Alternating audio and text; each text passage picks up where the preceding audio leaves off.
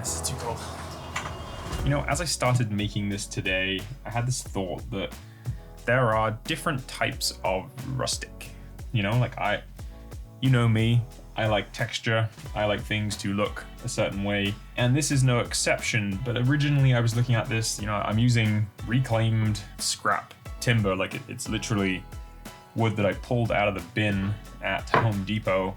Originally I thought, you know what, I'll just use that rough sawn and it will look rustic. But then I thought, actually the use that I'm going for, this is a refined hobby. You know, people who are into this kind of thing, it's you know, you don't want like roughness really there. You know, you can have rustic that's just like rough sawn timber, but you can also have rustic that's something that's aged, something that's kind of maybe was once well built, but over time the wood has shrunk and expanded, and you know, gaps have started to come through and it's worn down from just years and years of use. Could argue that you'd want to create something refined, something elegant, but realistically I don't have a hardwood, I don't have a nice wood with me. I just have this scrap.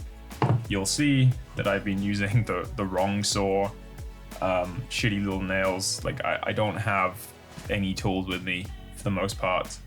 That's all in another country. So I'm here on my 50 square foot balcony. It's what makes projects like this fun, because anyone can do this. If I can do this with the wrong saw and some shitty tools and basically no material, free material, then so can you.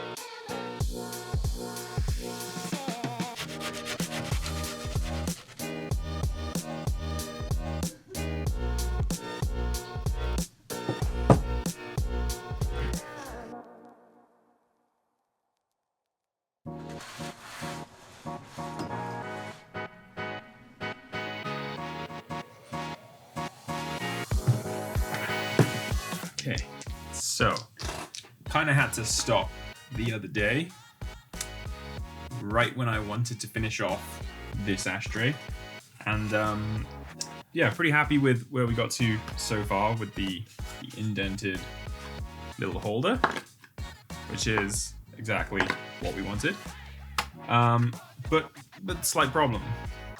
So the original idea was to have indents around the edge, just here, here, and here, so you can have 3 just resting on the edge. But if you do that, then you gotta do one of 2 things. You gotta sink this in even more, which I don't want to do because I like it looking flush as it is.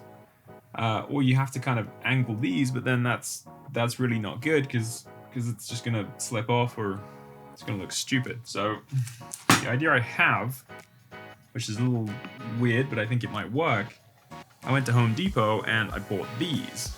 And what this is like it's actually a knob for drawers. And I just figured this might be the perfect shape. The only slight problem with these is, put this away, is that they're a little high. Like it kind of sticks up.